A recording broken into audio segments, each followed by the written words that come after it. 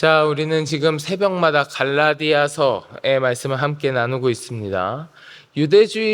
유대주의자들의 이야기로 말미암아서 그들의 이야기 때문에 큰 혼란과 어려움을 겪고 있는 이 갈라디아 지역의 여러 교회들의 문제를 해결하기 위한 바울의 고군분투하는 모습, 다방면으로 열심히 고군분투하고 있는 그 바울의 모습을 우리가 같이 엿볼 수 있는데요.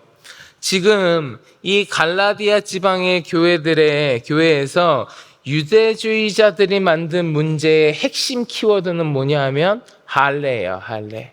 행위에 대한 강조, 할례. 그것이 핵심 키워드입니다. 이 유대주의자들이 할례를 받지 아니하면, 할례라는 그 율법의 행위를 하지 아니하면 구원도 없다라고 이야기해서 이 큰 혼란, 이 어려운 문제들이 발생한 거죠. 자, 이러한 문제들에 대해서 이제 바울이 대응해서 이야기하는데, 바울이 이야기하는 핵심 키워드는 무엇이냐 하면 믿음입니다. 믿음. 구원에 관한 믿음.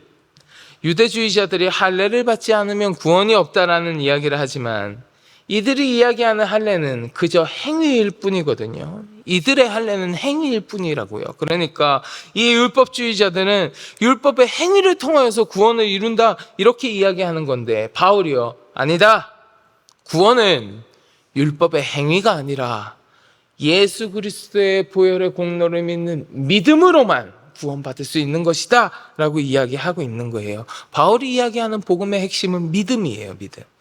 자, 그 이야기를 바울이 쭉 하는 거예요. 이 갈라디아서를 통해서 쭉 이야기하고 있는데, 오늘 본문인 5장에 이르러서, 갈라디아서 5장과 6장에 이르러서는 바울이 이 자신이 전한 복음, 이 믿음을 기초로 하는 이 복음을 가지고 이 갈라디아 지방 교회 교인들에게 너희가 어떻게 해야 한다, 어떻게 살아야 한다, 이런 어떻게 실천해야 하는지 그 실천에 관한 권면을 이야기하기 시작합니다. 갈라디아서 5장부터는 실천에 관한 이야기를 하는데, 오늘 본문인 5장 1절부터 12절의 말씀을 보면요, 바울이 이제 너희가 믿는 성도들로서 어떻게 해야 한다, 어떻게 살아야 한다라는 실천의 이야기를 시작하면서 다시 한번 믿음의 본질, 믿음의 기본 바탕에 대해서 다시 한번 이야기하고, 성도들이 가져야 하는 자세, 성도들이 지켜야 하는 모습 두 가지를 이야기하고 있습니다.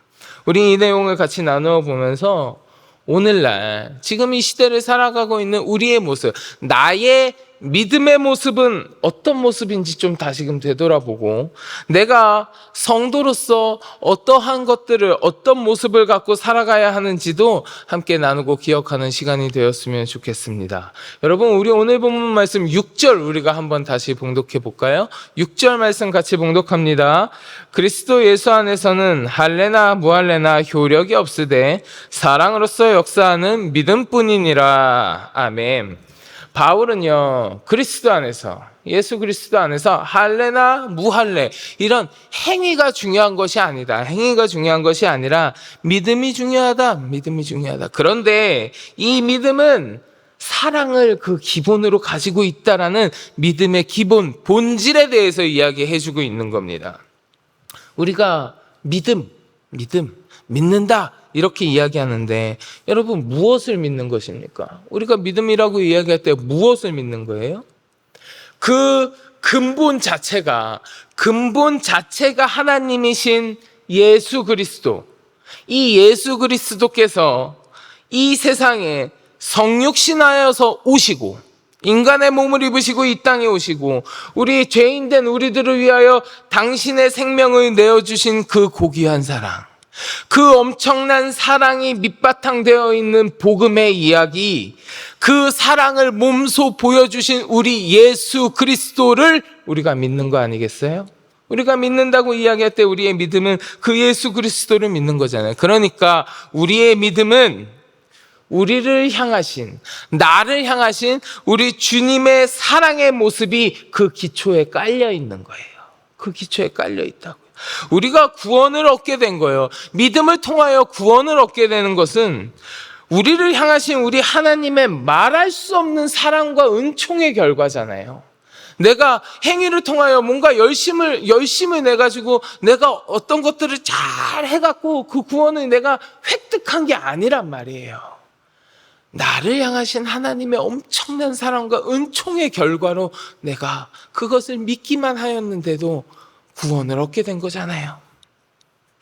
주님께서 당신의 지극히 존귀하신 몸을 아낌없이 우리를 위해서 희생하셨고, 이로 인해서 영원히 죽을 수밖에 없는 우리 죄인된 성도들이 구원을 얻고 하나님의 자녀가 되어서 하늘나라의 영광과 존귀를 우리가 누릴 수 있게 된 거잖아요. 그러니까 이런 주님의 사랑과 은혜를 우리가 기억하고 그 사랑을 바탕으로 하고 있는 이 복음의 소식을 믿는 자들은 이런 주님의 사랑을 실천하는 삶을 당연히 살게 되지 않겠습니까? 그래서 바울이 이야기하는 거예요. 할례나 무할례나 그런 행위가 중요한 것이 아니야. 그리스도 예수 안에서 중요한 것은 사랑으로 역사하는 믿음뿐이니라. 이렇게 얘기해 주고 있는 거예요. 만약에 내가 성도라고 하면서, 내가 믿음을 갖고 있는 성도라고, 그리스도인이라고 이야기하면서 우리 주께서 내가 너를 사랑한다 말씀하시고 십자가를 대신 지시고 피 흘려 돌아가신 나의 또 다른 수많은 믿음의 동역자들, 다른 많은 귀한 성도들, 그들을 위하여 내가 어떠한 사랑도 베풀지 않으면, 하나님께서, 우리 예수 그리스도께서 내가 사랑한다고 이야기하셨던 수많은 다른 나의 사람들, 그 잃은 양들을 향해서 내가 그 어떠한 사랑도 베풀지 않는다면 그것이 진짜 믿음의 백성이요 하나님의 자녀라고 말할 수 있겠습니까? 믿음의 기반이 되는 사랑의 모습이 보이지 않으면 그건 진짜 믿음이라고 이야기할 수 없을 겁니다. 그래서 바울은 고린도전서 13장에서 이런 이야기를 해요. 고린도전서 13장 1절부터 3절의 말씀인데 제가 봉독해 드리겠습니다. 내가 사람의 방언과 천사의 말을 할지라도 사랑이 없으면 소리나는 구리와 울리는 꽹과리가 되고, 내가 예언하는 능력이 있어 모든 비밀과 모든 지식을 알고 또 산을 옮길 만한 모든 믿음이 있을지라도 사랑이 없으면 내가 아무것도 아니요, 내가 내게 있는 모든 것으로 구제하고 또 내 몸을 불사르게 내줄지라도 사랑이 없으면 아무 유익도 없느니라. 아멘. 사랑하는 성도 여러분, 믿음은 우리를 향하신 주님의 사랑이 그 가운데 들어 있습니다. 그 가운데 들어 있어요. 바라기는 우리의 믿음의 모습 가운데도, 나의 믿음의 모습 가운데도 우리에게 먼저 보여주신 그 주님의 사랑의 모습이 가득하기를 소망합니다. 말과 혀로, 거짓으로 포장되어 있는 그런 거짓 사랑의 모습이 아니라 주께서 우리에게 보여주시고 베풀어 주신 그 진실한 사랑이 가득한 그런 믿음을 소유하고 있는 거룩한 백성이 다 되시기를 주님의 이름으로 간절히 축원합니다. 자, 바울은 오늘 본문에서 이런 믿음에 대해서 이야기해 줬어요. 믿음의 본질에 대해서, 믿음은 사랑이 있어야 한다는 거 이야기해 줬습니다. 이런 믿음을 소유한 성도들이 지켜야 하는 모습도 바울이 두 가지를 이야기해 줍니다. 두 가지요. 첫째는 무엇이냐 하면, 이러한 믿음을 갖고 있는 성도들이 가져야 하는, 지켜야 하는 모습, 첫째는 무엇이냐 하면 다른 마음을 품지 않아야 한다는 거예요. 다른 마음을 품지 않아야 한다. 우리 오늘 본문 10절 같이 보실래요? 10절 말씀 같이 봉독해 보겠습니다. 나는 너희가 아무 다른 마음을 품지 아니할 줄을 주 안에서 확신하노라. 그러나 너희를 요동하게 하는 자는 누구든지 심판을 받으리라. 아멘. 여러분, 성도에게 있어서 다른 마음이란 무엇이겠습니까? 다른 마음. 예수 그리스도를 믿는 참 믿음에서 벗어나 다른 세상의 일들을 우선시하는 마음, 이것이 다른 마음이겠지요. 이것이 다른 마음이에요. 그리고 이런 다른 마음을 품는다고 하는 건요, 그런 마음을 품는다고 하는 건 우리의 신앙의 여정 가운데에서, 나의 신앙생활 가운데에서 아주 중대한 위험 요소가 됩니다. 그 다른 마음은요, 내 신앙생활을 위험에 빠뜨리게 하고 내 신앙생활이 무너지게 만드는 아주 중대한 위험 요소가 되어버려요.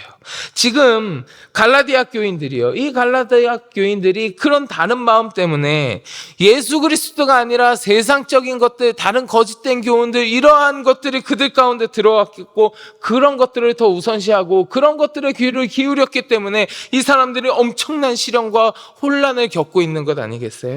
여러분, 갈라디아서 그래서 4장 9절에 보면 바울이 이렇게 이야기해요. 이제는 너희가 하나님을 알 뿐 아니라 더욱이 하나님이 아신 바 되었거늘 어찌하여 다시 약하고 천박한 초등학문으로 돌아가서 다시 그들에게 종노릇하려 하느냐.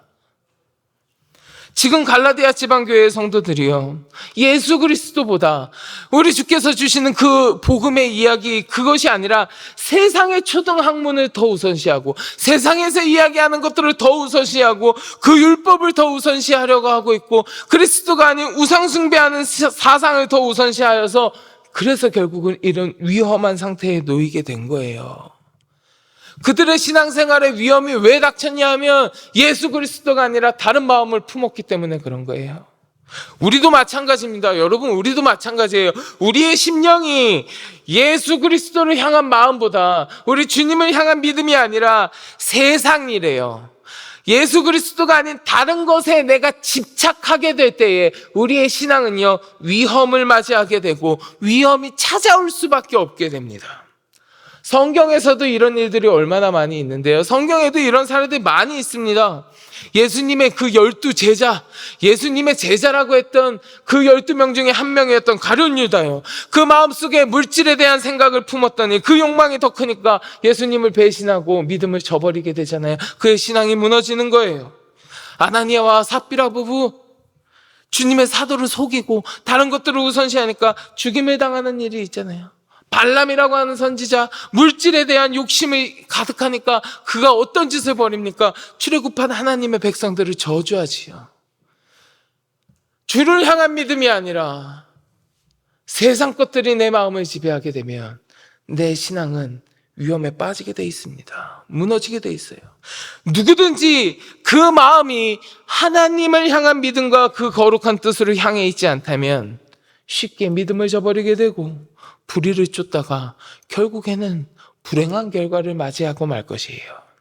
사랑하는 성도 여러분, 세상과 그리스도 사이에서 우리가 두 마음을 품고 왔다 갔다 하게 된다면 결국에는 방향을 잃고 표류하다가 좌초할 수밖에 없을 겁니다.